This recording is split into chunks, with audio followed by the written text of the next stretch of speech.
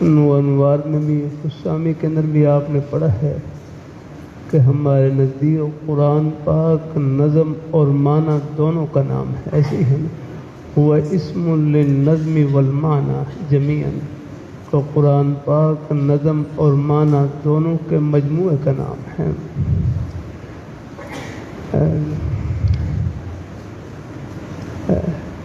بس صرف حضرت امام ابو حنیفہ رحمۃ اللہ علیہ نے ایک لعذر حکمی انوار میں ہے، ایک شرعی عذر کی وجہ سے، ایک عذر کی وجہ سے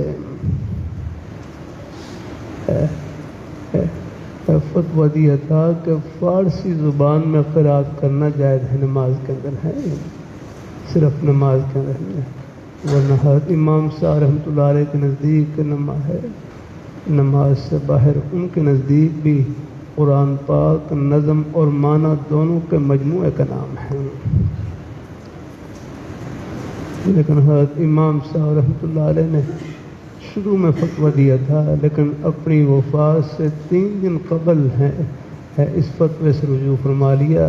اب حضرت امام صاحب رحمۃ اللہ علیہ کے نزدیک قرآن پاک نظم اور معنی دونوں کے مجموعے کا نام ہے، خواہ نماز کے اندر پڑھیں یا نماز سے باہر پڑھیں۔ تو شروع میں فارسی میں فارسی میں قرأت کے جواز کا فتویٰ دیا۔ یہ فارسی میں قرأت کیسے فارسی میں قرأت ہے؟ تو ہمارے بزرگ استاد تھے حضرت مولانا عبدالغفار صاحب رحمۃ اللہ علیہ، کابل کے رہنے والے، زبان تو پشتو تھی لیکن فارسی بہترین جانتے تھے، تو پھر حضرت ہمیں سبق کے دوران فارسی میں قرأت کر کے دکھلائی، فارسی میں یوں قرأت ہے، فارسی میں مثلا اعوذ باللہ من الشیطان الرجیم، اب فارسی میں کیا معنی کریں گے؟ اعوذ باللہ من الشیطان الرجیم، یعنی پناہ خواہم از خداوند تعالی الشیطان مردود ہے۔ بسم اللہ الرحمن الرحیم، بسم اللہ شروع میں کنم بنام خدا بے حد مہربان نہایت رحم کنندہ، الحمدللہ رب العالمین، ہما تعریفاں برائے خداوند تعالی پروردگار جہانہ، الرحمن الرحیم بے حد مہربان نہایت رحم کنندہ، مالک یوم الدین مالک روز جزا، ایاک نعبد و ایاک نستعین، ایاک نعبد و ایاک نستعین، خاص ترا عبادت میں کنیم، از خاص ترا مدد ہے میں خواہم یا رکھیں، اہدنا الصراط المستقیم، راہ راست بنمایا کرا۔ یہ فارسی ہے بھائی، فارسی پڑھی ہے کہ نہیں پڑھی آپ نے؟ الحمدللہ، ہاں یہ ہے الحمدللہ، یہ فارسی قرأت ہے الحمدللہ، یہ سورہ فاتحہ فارسی کے اندر ہے۔ ہاں تو حضرت امام ابو حنیفہ رحمۃ اللہ، میں کہ چلو آپ اساتذہ ہیں، آگے پڑھانا ہے نا، میں کہ چلو ایک نمونہ آپ کے سامنے پیش کر دوں۔ تو ہمارے نیک استاد وہ فارسی میں باقاعدہ نا قرأت کر کے حضرت امام ابو حنیفہ رحمۃ اللہ علیہ نے شروع میں فتویٰ دیا، لیکن بعد میں پھر آپ انوار میں وجہ پڑھی ہوگی، انوار میں وجہ ہے کہ فارسی ہے زبان میں جو قرأت کا فتویٰ دیا وہ بھی ایک عذر کی وجہ سے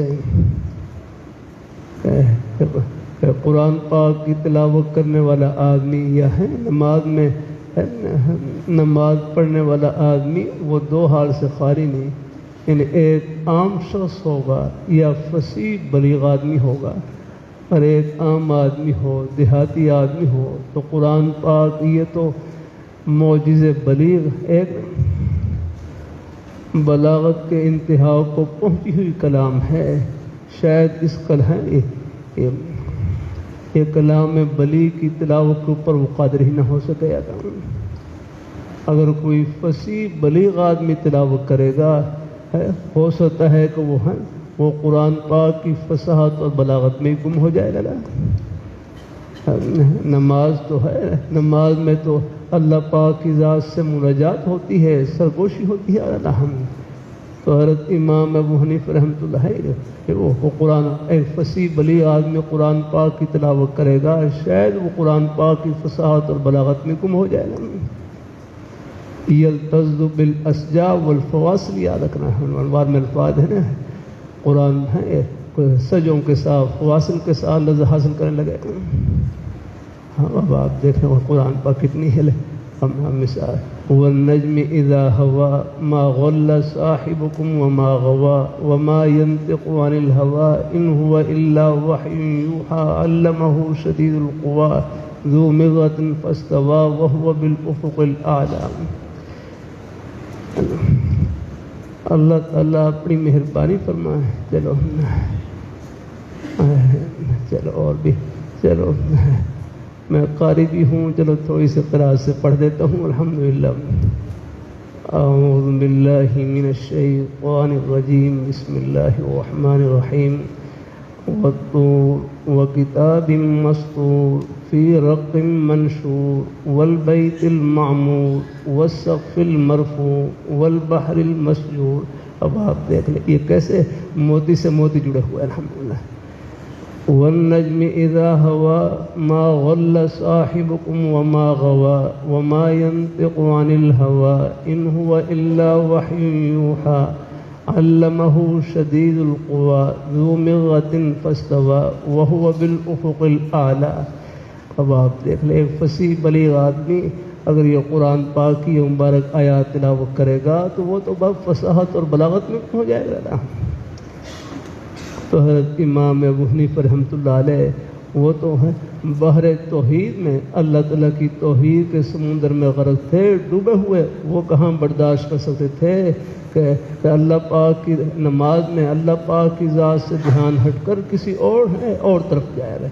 اس لیے فرمایا تم فارسی میں قرات کر لو رب کے دھیان میں کوئی فرق نہ آنے پا رہا ہے. ہاں لیکن بعد میں پھر حضرت امام ابو حنیفہ رحمۃ اللہ علیہ نے اپنی وفات سے 3 دن قبل رجوع فرما لیا. حضرت امام ابو حنیفہ رحمۃ اللہ علیہ کے نزدیک بھی نماز کے اندر نماز سے باہر تو تھا ہی یاد رکھنا قرآن پاک نظم اور معنی دونوں کے مجموعے کا نام نماز ہے. نماز کے اندر بھی نظم ہے اور قرآن پاک نظم اور معنی دونوں کے مجموعے کا نام ہے. لہذا یعنی عربی کے علاوہ کسی اور زبان میں قرات نہیں ہو سکتی ہے. پھر ایک لفظ اللہ تعالیٰ چلو کہیں کام آ جائے آپ کو بات ذرا. اللہ تعالیٰ اپنی مجھے یہ بتلائیں سجا ایک ہے نا سجا کسے کہتے ہیں. یہ مسلمانی میں تلخیص المفتاح یہ مسلمانی مطول یہ تلخیص المفتاح پر ہے نا. آپ نے شروع میں پڑھا ہوگا الحمدللہ علی ما انعم وعلم من البیان ما لم نعلم وعلم من البیان ما لم نعلم. یہ من البیان وعلم من البیان یہ من البیان ہے بھی بیان کا لفظ اور یہ من بھی من بیانیہ ہے. یہاں من البیان کو ما لم نعلم ہے. یہ ما پر مبین پر مقدم کیا گیا ہے. وہاں پر آگے لکھا ہے قدمن لرعایت سجا ہے سجا کی رعایت کرتے ہوئے. اب مجھے بتلائیں گے سجا کسے کہتے ہیں. سجا جزاک ہاں جزاک اللہ. سجا ایک ہے نا سجا اور اللہ دیکھو نثر کلام یہ سادہ کلام ہے. نثر کلام جو بغیر اشعار کے ہے. نثر کلام میں 2 جملوں کا آخر ایک جیسا ہو. نثر کلام میں 2 جملوں کا آخر ایک جیسا ہو تو اس کو سجا کہیں گے. سجا ہے سجا. جیسے آپ تہذیب میں آپ نے پڑھا الحمدللہ الذی ہدانا الی سواء الطریق وجعلنا التوفیق خیر رفیق. ہمارے ہر مولانا علیہ رحمۃ اللہ رہتا ہے بعض پڑھے الحمدللہ الذی سوانا الی سواء الطریق وجعلنا التوفیق خیر رفیق. فرمایا جب ایک مسجع کلام ہے تو اس کو مسجع ہی پڑھیں. ویسے خیر درمیان میں کر سکتے ہیں لیکن بہرحال تو الحمدللہ الذی ہدانا الی سواء الطریق وجعلنا التوفیق خیر رفیق۔ تو سجا کسے کہتے ہیں؟ ہاں نثر کلام میں دو جملوں کا آخر ایک جیسا ہو تو اس کو سجا کہیں گے، اور نظم کلام میں شعروں میں دو جملوں کا آخر ایک جیسا ہو تو اس کو قافیہ کہیں گے، رعایت کا ہے اس کو رعایت۔ اب آپ بتاؤ قرآن پاک، یہ قرآن پاک تو نثر میں ہے، قرآن پاک نثر میں ہے، اب قرآن پاک میں دو آیتوں کا آخر ایک جیسا ہو تو وہاں پر سجا کا لفظ استعمال کر سکتے ہیں؟ وہاں پر کیا کہیں گے؟ وہاں پر فاصلے کا لفظ بولتے ہیں یا سجا کا لفظ استعمال نہیں کر سکتے؟ کیوں سجا کا لفظ نہیں استعمال کر سکتے؟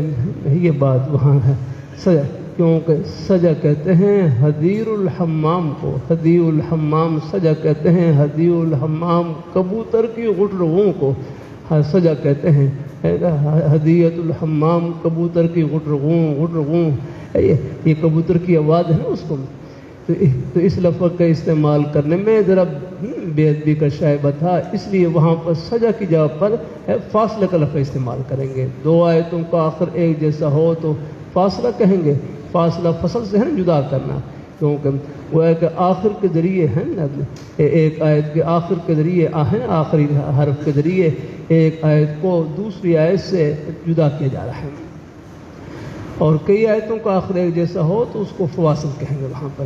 تو وہاں پر قرآن پاک میں سجا کا لفظ استعمال نہیں کر سکتے، اگرچہ قرآن پاک نثر میں ہے، نثر کلام میں دو جملوں کا آخر ایک جیسا ہو تو اس کو سجا کہتے ہیں، لیکن قرآن پاک میں یہ لفظ استعمال نہیں کیا جائے گا، بلکہ یہاں پر ہے فاصلے کا لفظ استعمال کریں گے، اور کئی آیتوں کا آخر ایک جیسا ہو تو وہاں پر فواصل کا لفظ استعمال کریں گے۔